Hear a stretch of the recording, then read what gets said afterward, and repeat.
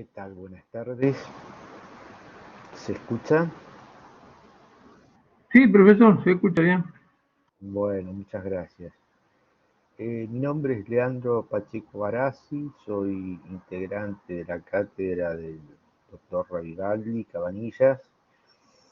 Y bueno, hoy nos convoca en esta clase sincrónica, desde ya, si no se entiende algo o si tienen alguna observación que hacer, interfiéranme y lo volvemos a explicar o analizamos la perspectiva que quieran exponer. Eso lo digo desde el vamos. Eh, Vamos a trabajar, entonces decía, con la unidad 3. ¿Por qué o cuáles son los temas que esto involucra? Por un lado, las nociones de universalización, de internacionalización, de qué forma, mostrar de qué forma confluyen en la noción de derecho natural. ¿Sí? Y acto seguido, mostrar el permanente esfuerzo de positivización de ese derecho natural mediante las distintas sistemas de fuentes de los que disponen los distintos, a su vez, ordenamientos jurídicos. Y se va a marcar y se va a mostrar que esa positivización no resuelve por sí misma todos los problemas jurídicos, sino que, y particularmente los llamados hard cases o casos difíciles, requieren de una importante y básicamente jurisprudencial labor de interpretación, de discernimiento, ¿no? Sobre lo que es el sentido último del derecho. Casi como es referencia obligada, siempre hay que empezar en Grecia y Roma, ¿no? ¿Y por qué digo esto? Porque un primer ejemplo de internalización, universalización del derecho se advierte en Roma, esto a lo mejor lo recordarán de derecho romano, ¿no? Se advierte en Roma bajo el nombre de ius gentium, pero conceptualmente, no en cuanto a efectos prácticos, ya era perceptible en la Grecia prefilosófica, si se quiere, de los poetas, como es en el caso de Sófocles, ¿no? Y como lo explica el gran romanista Dors, el ius civile romano, en el ius civilis romano, en el derecho civil romano, hay hay instituciones que se consideran con una validez general para todos los pueblos relacionados con Roma, porque se fundan, ¿sí?, más que en la forma, en aspectos formales, en el principio de lealtad a la palabra dada, es decir, la fides, la confianza. ¿Sí? Los filósofos romanos, influidos por Grecia, llaman a ese derecho común ius gentium o naturale. Entre sus juristas es celebérrimamente conocida la definición de Gallo, ¿no?, para quien el derecho de gentes es aquello que la razón natural estableció entre todos los hombres. Por eso se ha dicho, y con buen tino, que el fundamento del ius de gentes estaría en la unicidad de la razón. ¿Sí? Y esto es derecho natural. Estaría en la unicidad de la razón, de esa recta ratio, ¿no? Marco Aurelio y Cicerón, en esa línea, sostienen, por ejemplo, y cito brevemente al primero, Si la inteligencia nos es común, también la razón según la cual somos racionales nos es común. Admitido eso, la razón que ordena lo que debe hacerse o evitarse también es común. Concedido eso, también la ley es común. Aceptando eso, participamos de una ciudadanía. Si eso es así, el mundo es como una ciudad. De esa común ciudad proceden tanto la inteligencia misma de la razón y la ley. Como ven, el corazón de esta explicación pasa por eso que decíamos recién, esa unicidad que da la razón. Unicidad que es universalidad, ¿sí? Unicidad que es universalidad. La universalidad que da el ser persona, ¿sí? Mientras que Cicerón, en su harta conocida definición, dice que hay una ley verdadera, la recta razón difusa en todos, inmutable, eterna, que llama a los hombres al bien por medio de sus mandamientos. No se puede derogar ninguno de sus preceptos. Desconocerla es huirse a sí mismo, renegar de su naturaleza. O sea, esta bella definición, además de filosóficamente correcta, ¿no? Esta idea de que el derecho natural, esta unicidad de la razón, tiene que ver con la constitución intrínseca de la persona, ¿sí? El derecho natural no es una cosa ajena, puesta, arbitraria, no, tiene que ver con el ser mismo de la persona. Pomponio, a su turno, ligaba la noción de ius gentium, la idea de religión y de patria, ¿sí? Porque él decía, no existe ningún grupo que no tenga una religión o su propio solar ancestral.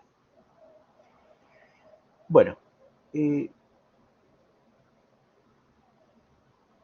no debe llamar entonces la atención que se consideren dentro del derecho de gentes, y esto es importante, reténganlo para cuando veamos a Francisco de Vitoria, no sorprende entonces que se considere del derecho de gentes a los llamados contratos consensuales, la compraventa, el arrendamiento, la sociedad, el mandato, ¿sí? Entonces, todos estos son institutos que quedan comprendidos dentro del concepto de derecho de gentes. Eh, aun cuando es cierto que esta internacionalización no está presente en Grecia, es incuestionable, de toda incuestionabilidad, que Grecia provee la idea de universalización, lo que se instituye a través de leyes no escritas, pero cognoscibles por todos y desde siempre. No obstante, después Aristóteles escribía que está por un lado la ley común, que es la ley conforme a la naturaleza. Y lo cito, pues existe algo que todos en cierto modo adivinamos, lo cual por naturaleza es justo e injusto.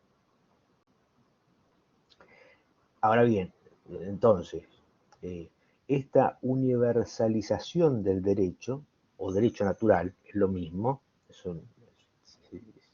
intercambiable, los conceptos, no es bajo ningún concepto independiente del derecho positivo. Es decir, y esto más en general, ¿no? El derecho no es en parte natural y en parte positivo. Mejor dicho, perdón, el derecho no es derecho natural por un lado y derecho positivo por el otro. El derecho es uno, que es en parte natural y en parte positivo. Pero bueno, esto lo decía porque Entonces, esta universalización o este derecho natural no es independiente, como dice Ravivaldi, del derecho positivo, ¿sí? Con el que coexiste según sea el sistema de fuentes del derecho que gobierne, ¿sí?, la estructura jurídico-política de una determinada comunidad, ¿no? El propio Aristóteles, además de la ya mencionada ley común, eh, se percata obviamente de la existencia de la ley particular, dice, que es la que cada pueblo se ha señalado para sí mismo, y de estas unas no son no escritas y otras escritas, ¿no? Obviamente las no escritas, la costumbre.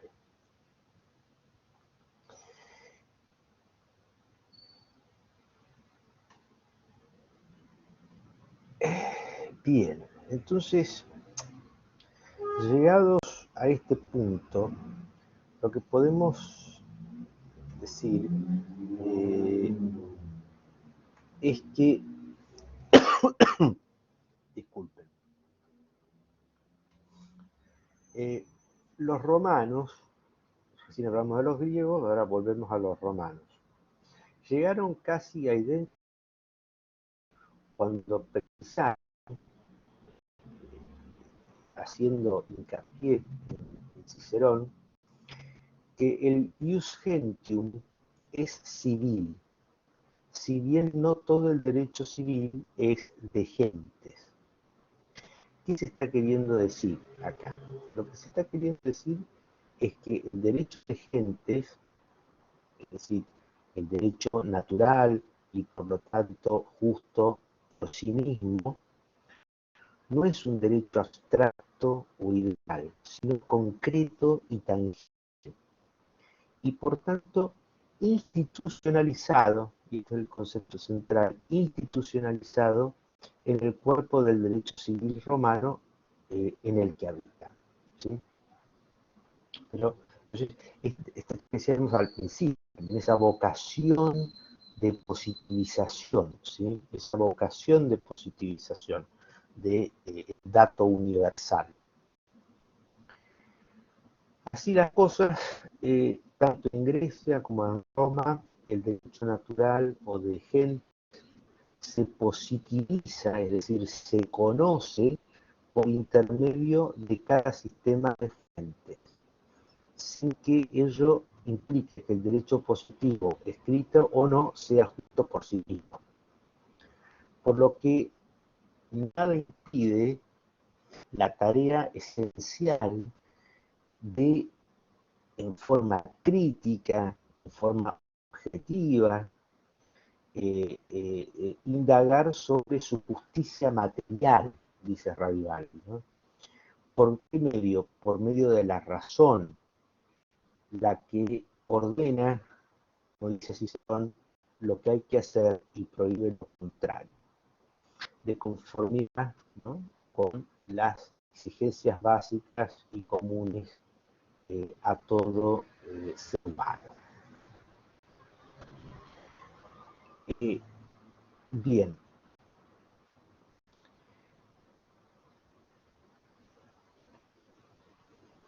ahora vamos a esta evolución histórica, como habrán advertido, es un recorrido, una revista histórica, filosófica, pero histórica, en fin. Es muy importante detenerse en un autor esencial de la filosofía jurídica y política occidental. No siempre se le presta la atención que merece, y es una figura realmente robusta e intelectualmente desafiante, ¿no? Me refiero a Francisco de Vitoria, profesor catedrático de la Universidad de Salamanca, eh, quien a 532 se une, por así decirlo, a un amplio debate europeo en torno a la existencia o no de justos títulos por parte de España para haber conquistado América, ¿no? Para inmiscuirse, dice Ravivaldi. ¿Y cuáles son sus aportes? Primero, que ya no divide el mundo entre griegos o romanos y bárbaros, fieles o infieles, o naciones civilizadas y no civilizadas, sino que parte el reconocimiento de que el orbe todo constituye, entre comillas, ¿no?, en cierta medida una república, es decir, una sociedad universal guiada por ciertos principios comunes que se derivan del derecho natural. Este es uno de sus grandes aportes, ¿sí? La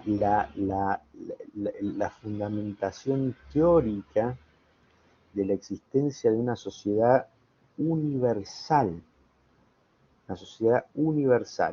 ¿sí?, que se gobierna además por los principios universales, ¿sí?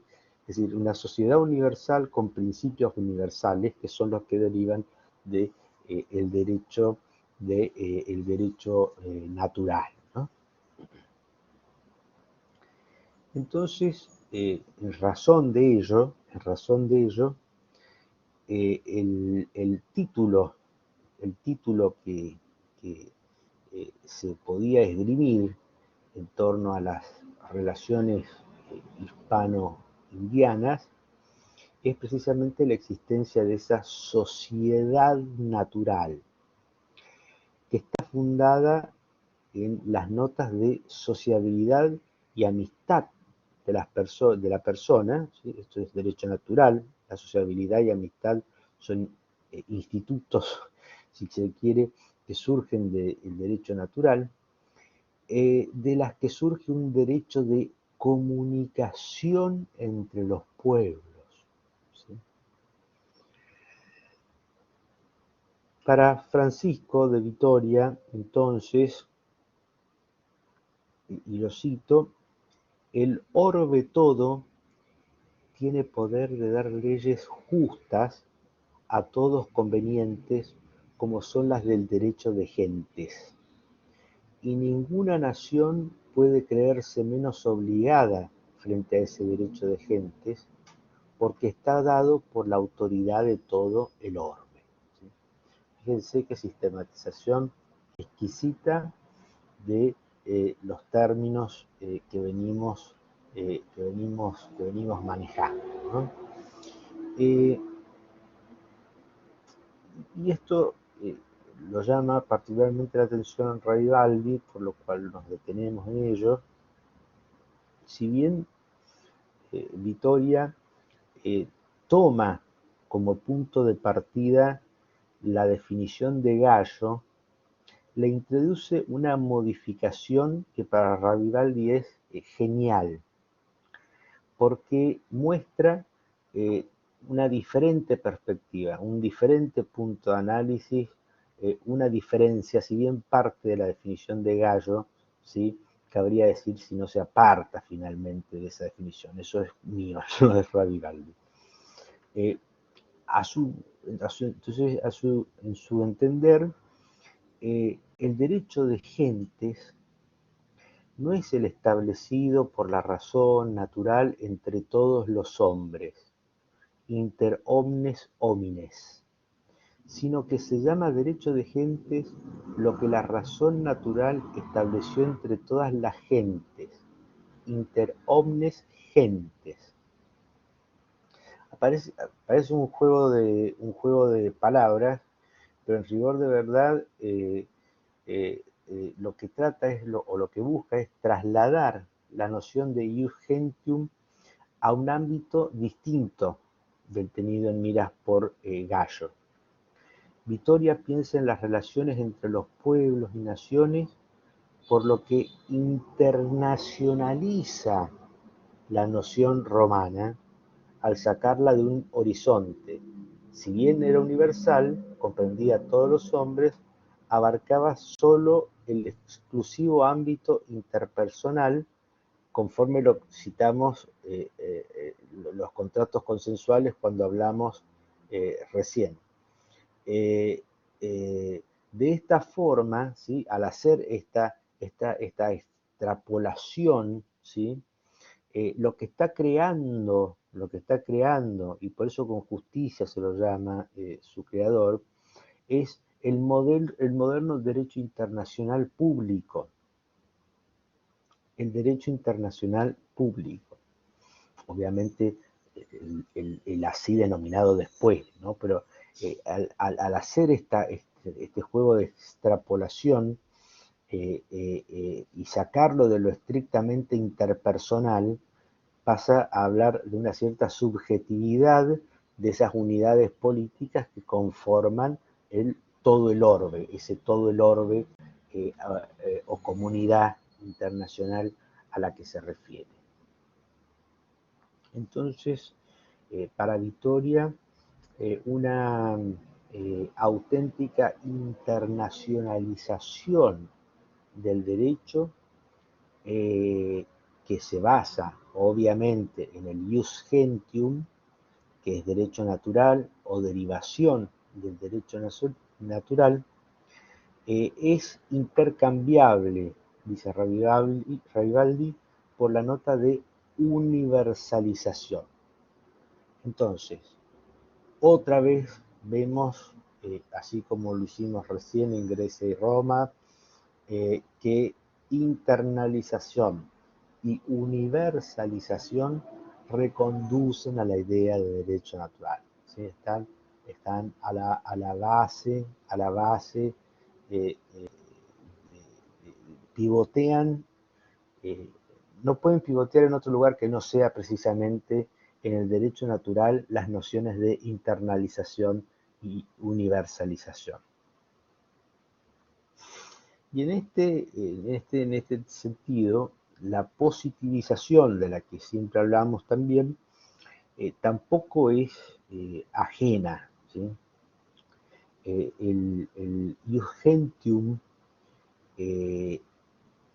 se conoce a través de una práctica internacional inveterada y obligatoria, la costumbre jurídica, que a través de la configuración de la doctrina y la legislación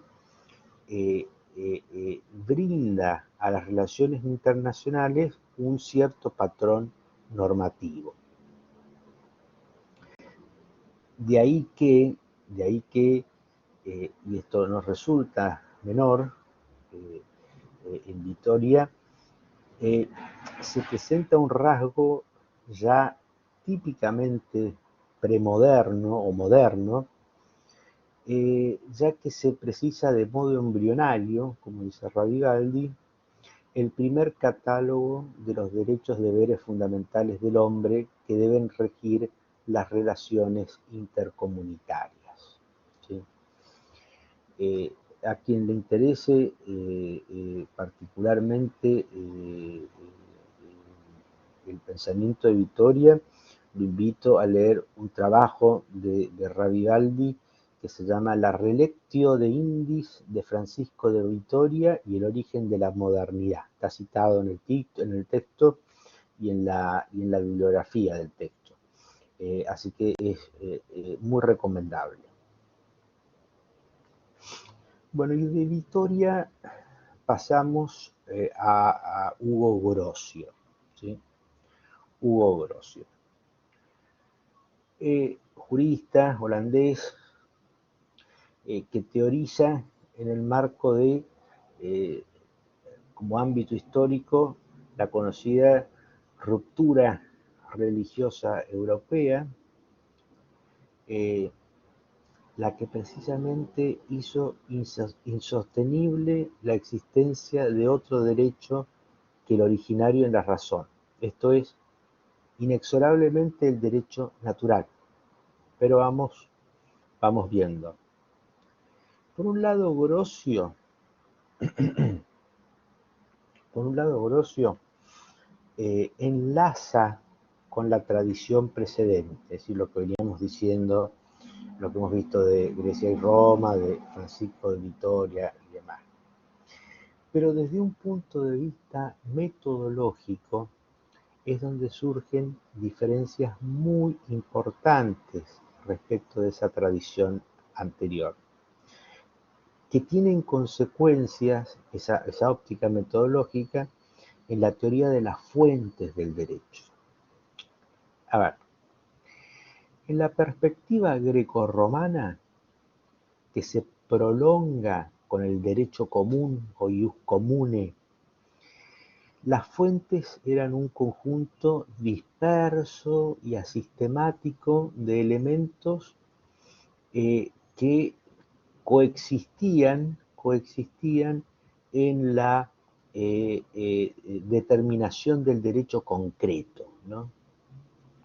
Así, leyes positivas, principios generales, costumbres, jurisprudencia, recurso a la justicia material, criterios de interpretación como la epiqueia griega, y ya con la cristiandad, normas del derecho religioso, derecho canónico y demás.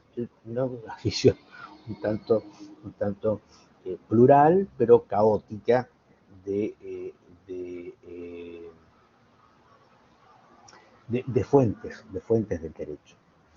Entonces, si bien dijimos recién que de Vitoria anticipaba esas declaraciones de derechos típicas del siglo XVIII,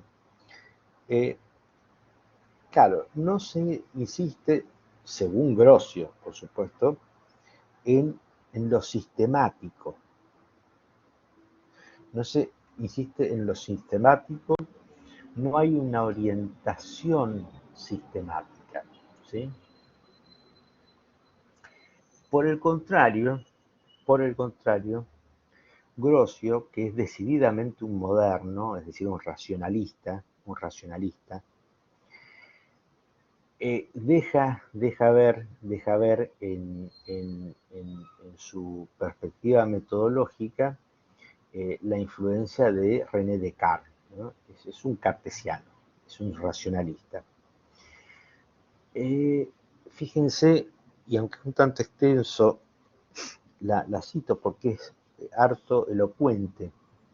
Dice Grosio: habiendo muchos proyectado imponer orden a la jurisprudencia, eso no se podrá conseguir a menos que aquellas cosas que existen por institución sean separadas correctamente de las naturales, lo que hasta la fecha no ha sido conseguido suficientemente, pues las cosas naturales, como siempre son las mismas, pueden ser coligadas fácilmente en un sistema, mientras que aquellas que existen por institución, como cambian a menudo, el derecho positivo, obviamente se está refiriendo, y son diferentes en una y otra parte, queda situada fuera de todo sistema, igual que los demás conocimientos acerca de las cosas singulares. Bien, ¿qué está diciendo Grosio con todo esto? Eh, lo que quiere hacer es sistematizar los principios generales del derecho natural para que se proyecten positivamente sobre la totalidad del ordenamiento jurídico.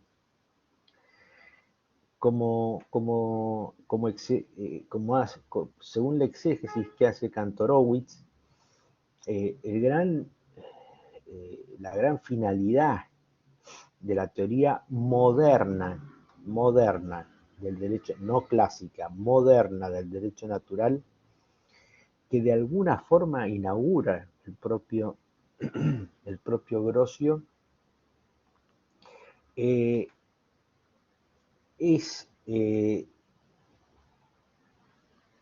aparece la eterna legislación de la razón humana,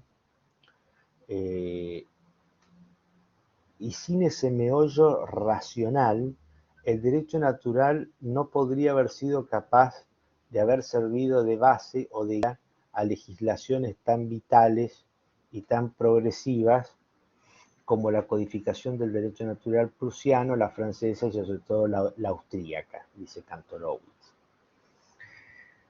Y agrega que son inmensos los servicios prestados por esta idea en lo tocante al contenido.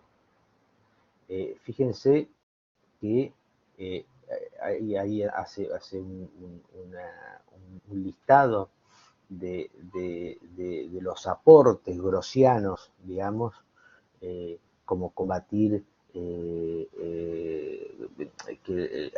derecho inalienable de libertad, combatir la servidumbre a la gleba y el vasallaje de los campesinos, la sumisión de la mujer casada, el cautiverio del hombre de la ciudad en la jaula de los gremios, se opuso al absolutismo, en fin, un conjunto de aportes concretos de la teoría grossiana eh, que ustedes podrán ver en detalle en el texto. Bueno, Grocio y de Vitoria también, aunque desde una metodología distinta, lo que buscan es humanizar el derecho de la guerra, humanizar el derecho de la guerra y de las relaciones internacionales, por cierto. Una subespecie de relación internacional es la guerra, ¿no? Siempre existe también el ámbito de la cooperación, ¿no? Pero bueno, aspira a humanizar este derecho de la guerra y de las relaciones internacionales. Y sus herederos intelectuales se ocuparon de otros campos del derecho, como ser, por ejemplo, como ser, por ejemplo, eh, el derecho civil y el derecho penal, ¿no? Por ejemplo, Pufendorf trabaja en un sistema material de derecho privado natural, y después su discípulo Thomasius eh, eh,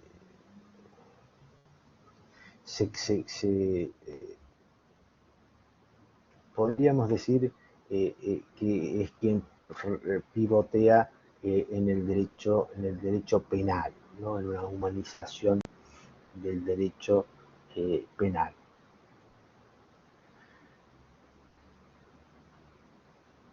Como queda dicho, entonces, en función de lo que venimos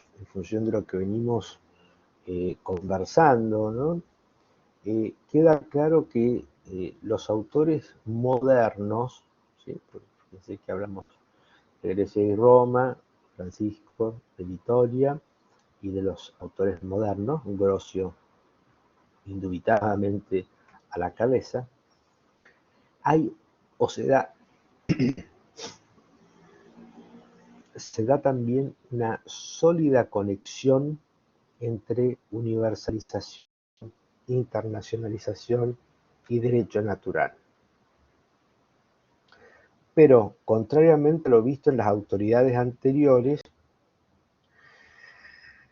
la vía de conocimiento de esos elementos, ¿sí? Es exclusivamente la legislación escrita. ¿Sí? Como intuirán, el vínculo con la idea de codificación está casi explícito, ¿no? Con lo que luego será la codificación. Así que bueno, les pido por favor que me disculpen un minuto, ¿sí? Por favor.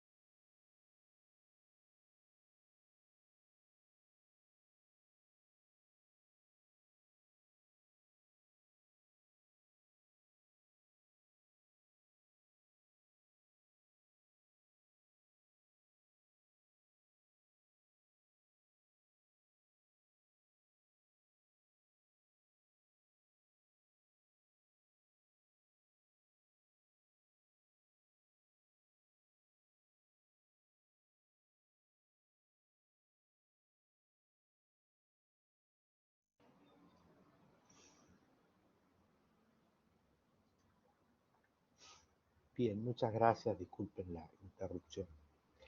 Ahora vamos a pasar a otro de los temas. Así que, ¿alguna duda o alguna observación sobre lo que hemos visto hasta recién?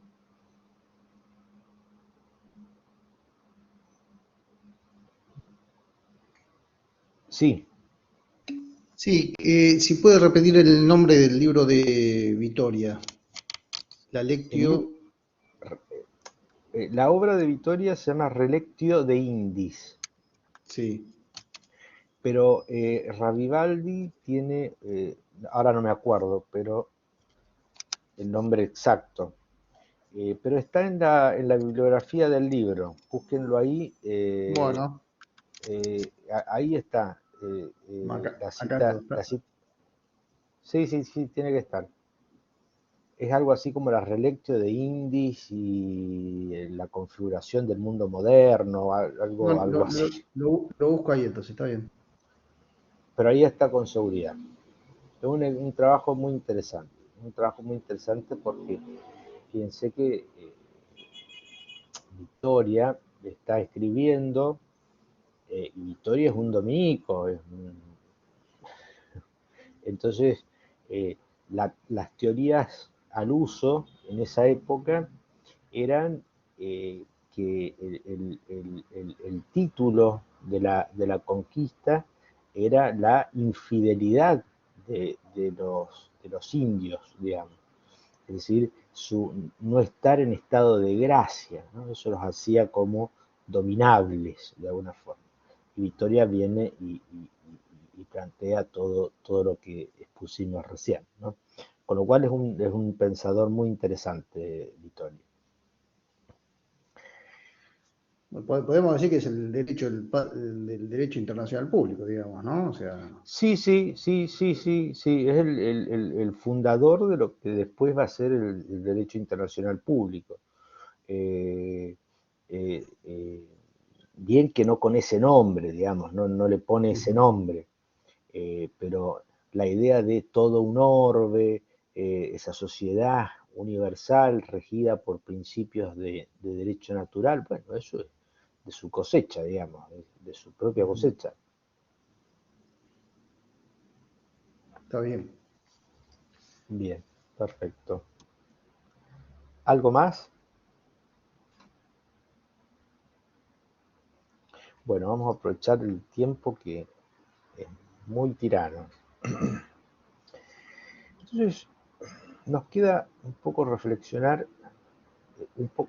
quiero aclararles que yo no voy a agotar los temas del capítulo, con un capítulo largo, eh, vamos a ver lo más posible, pero esto no sustituye, ¿no?, la lectura de ustedes del capítulo en su totalidad, eh, y por supuesto haciéndonos todas las preguntas que entiendan pertinentes, o aquello que no entiendan o demás a través del foro, que lo contestamos todos los días. Así que, eh, pero bueno, la pregunta es si la positivización del derecho natural, es decir, cuando el derecho natural pasa a tener vigencia histórico positiva, digamos, es garantía de que el derecho sea justo.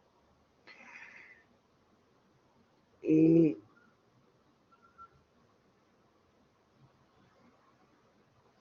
entonces, eh,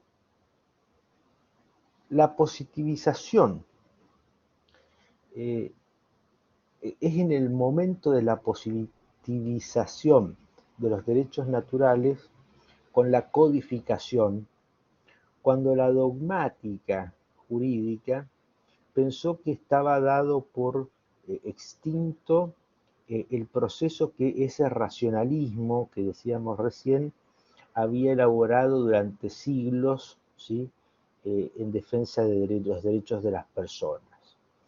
Eh, eh, entonces,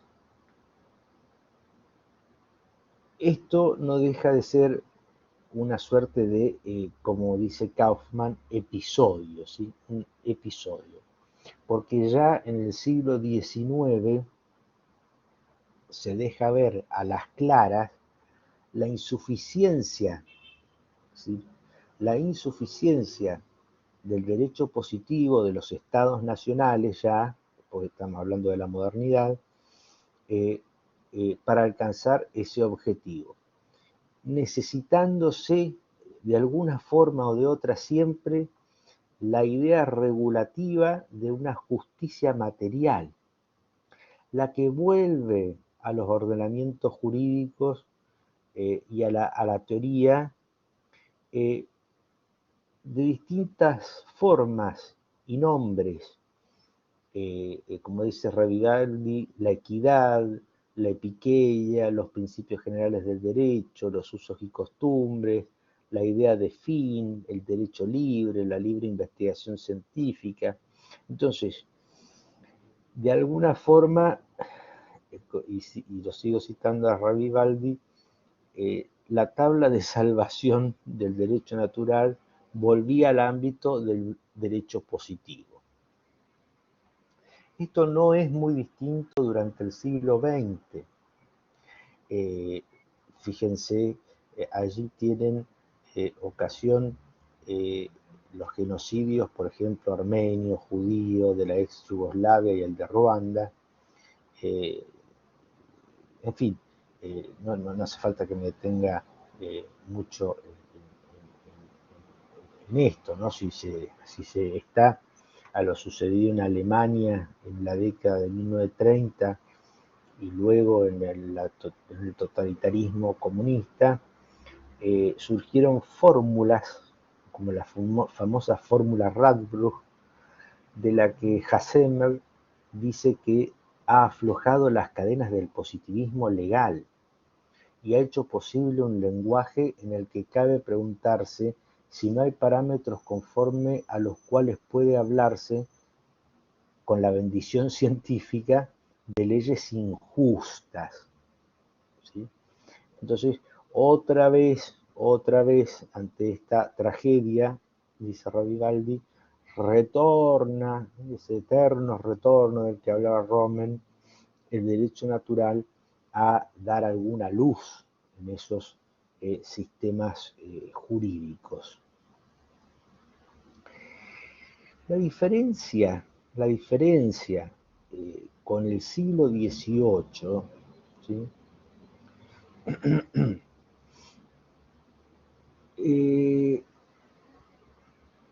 Es decir, se hace necesario entonces una forma distinta de positivizar el derecho a fin de evitar, ¿sí? Esos extravíos humanos, dice Ravival.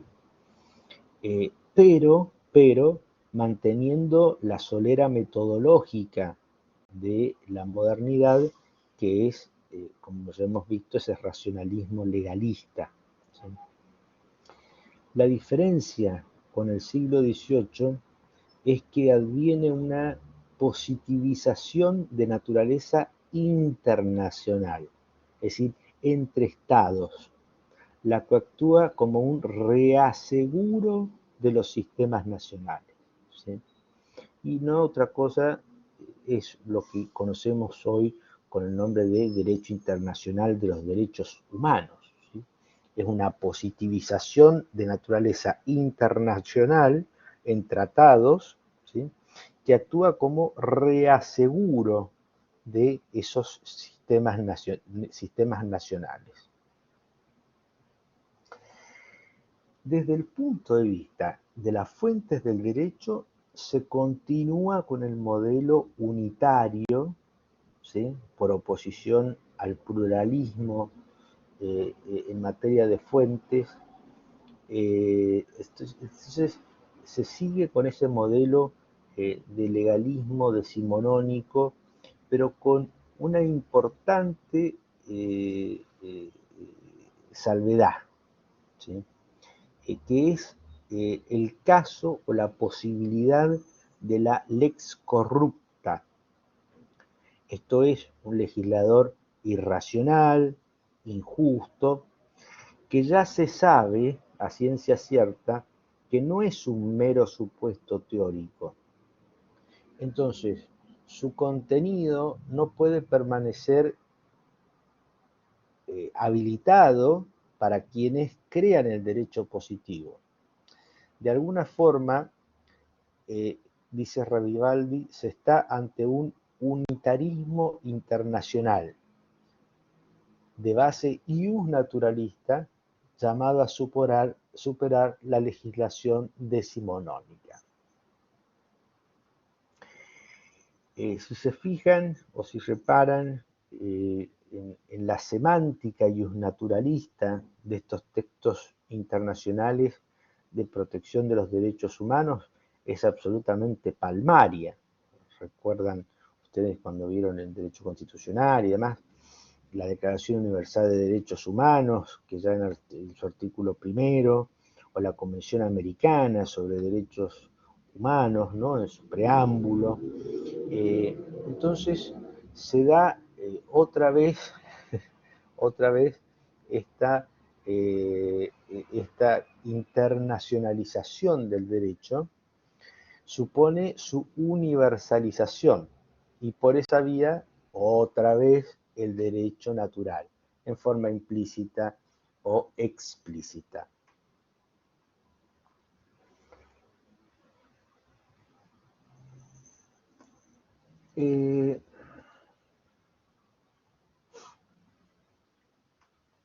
Bien, ahora voy a señalar muy brevemente porque nos quedan 10 minutos y después quiero ver si quieren comentarme algo.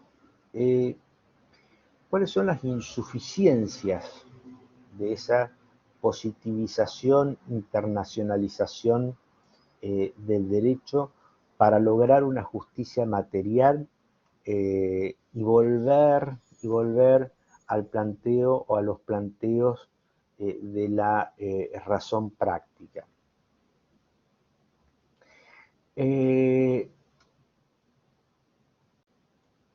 Fíjense que Zaffaroni y Lorenzetti, los jueces Zaffaroni y Lorenzetti, ustedes tienen ahí dos casos importantes para analizar que están glosados y reseñados por Ravivaldi, pero me detengo en uno de ellos, en un considerando donde dicen: no es necesario perderse en las alturas de la supralegalidad cuando el derecho internacional de los derechos humanos forma un plexo único con el derecho nacional confirmado por el inciso 22 del artículo 75 de la Constitución Nacional.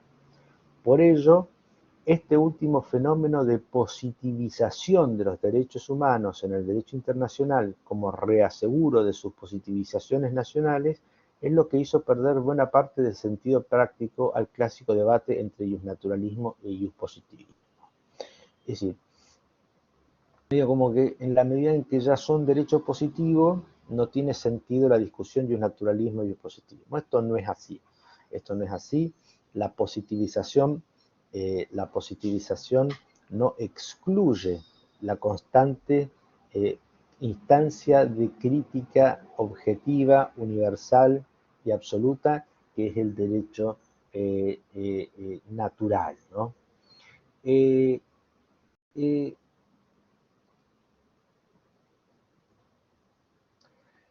Bien, y piensen otra cosa, ¿no? También siempre eh, eh, hoy están positivizados, pero ¿quién asegura que mañana sigan positivizados? ¿Dejarían de ser derechos fundamentales?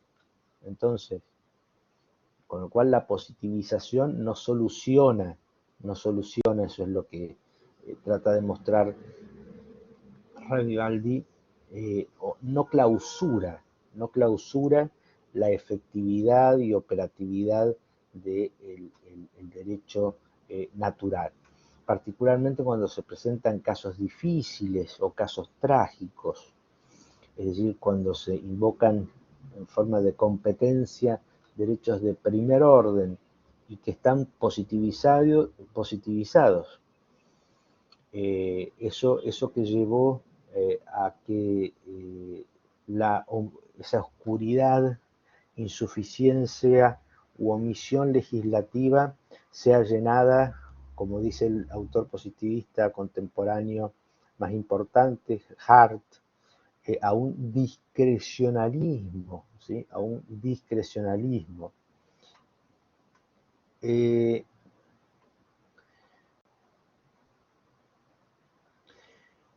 Y solo refiero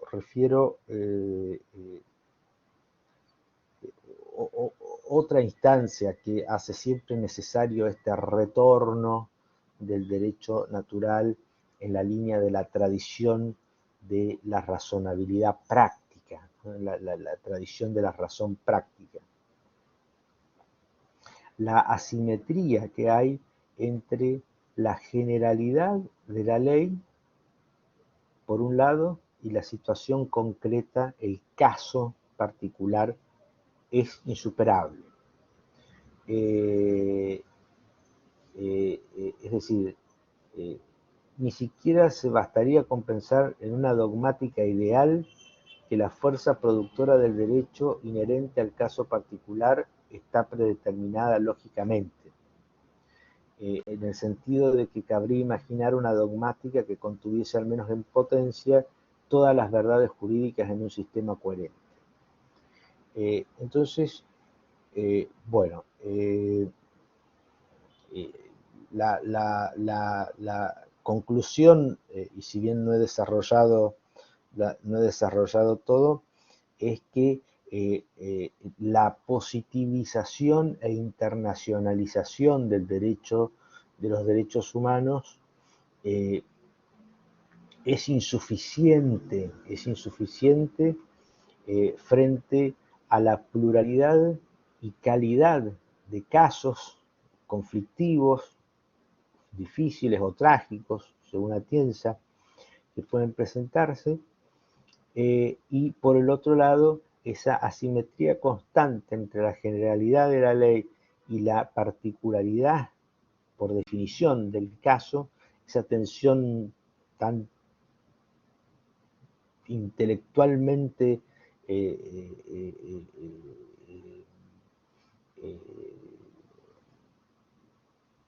valiosa, digamos, eh, eh, eh, no se ve agotada o suprimida esa razonabilidad práctica, ¿sí? A la hora de analogizar norma y caso, eh, no se ve clausurado o suprimido por esta positivización o internalización del derecho de los derechos humanos. Bueno, dicho medio a las apuradas todo esto, les pregunto si hay si tienen alguna duda, sin perjuicio de que, como les dije recién, eh, la idea es que tienen que leer todo el capítulo. Es un tema muy interesante, muy actual, que está muy arraigado en la conciencia jurídica contemporánea. Entonces, les va a resultar muy atractiva la lectura. Y obviamente, de esa lectura que ustedes hagan, después nos pueden hacer todas las preguntas que estimen necesarias a través del foro de consultas, ¿no? Así que bueno, dicho esto, sí, ahora les pregunto si hay alguien que quiera decir algo o hacer una consulta.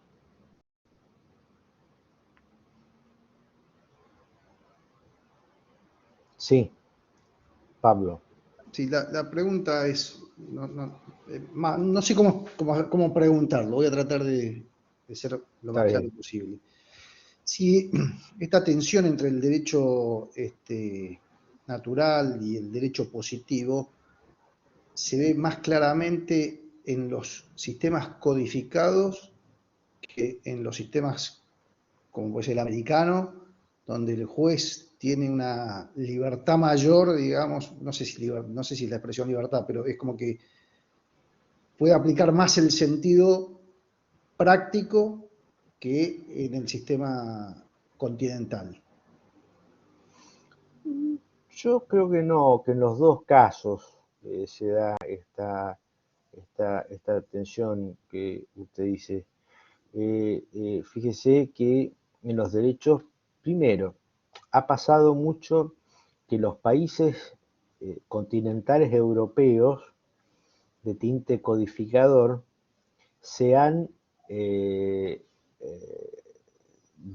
sui juris, digamos, o a su forma, se han apoderado de muchos conceptos del common law, particularmente en la importancia de la jurisprudencia, mientras que los países del common law han avanzado seriamente en procesos de codificación y de legislación, como es en el caso mismo de Estados Unidos, ¿no? Ajá. Pero en los sistemas del common law, el juez está muy constreñido. El juez está muy constreñido porque aplica a rajatabla la idea del precedente. Sí, sí, sí. Entonces, así como el juez acá uno podría decir, bueno, está muy sujeto al texto de la norma, en los países anglosajones está muy sujeto al precedente. Es decir, Sí, una o sea, sentencia para que desviarse del precedente se lo tiene que justificar, digamos, o sea, tiene que basar hay, hay, hay, hay toda una forma, un formato Exacto, para entiendo. apartarse, pero es muy excepcional, es muy excepcional. Y el precedente individual, ¿sí? Un precedente individual. En fin. Y por otro lado, todo el tema este de la internacionalización de los derechos humanos, ¿no es algo que para la soberanía de los países es como que es una restricción? No, no sé, es un tema discutible ese. A ver, en la medida en que el propio país suscribe el tratado, eh, bueno, lo hace responsable de sus propios actos, ¿no? Es Ujú. decir, y por el otro lado, eh, muchas veces se aprueban estos tratados en las condiciones vigentes a la hora de su ejercicio. Entonces, se da muchas veces el caso de que hay normas del derecho internacional de los derechos humanos que tienen restricciones o que tienen aplicaciones conforme estaba regulado antes. Con lo cual hay una suerte de cláusula ahí de excepción. ¿Ya?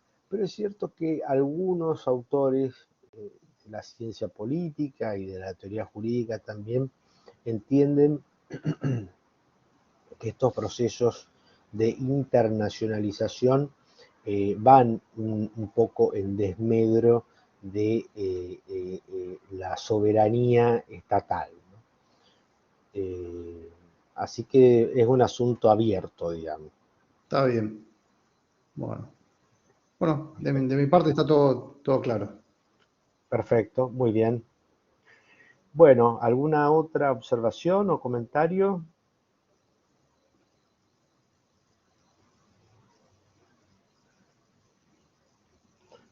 Bueno, entonces damos por terminado en las condiciones que Bueno, les comenté. Así que bueno, un gusto y que tengan muy buenas tardes. Hasta luego.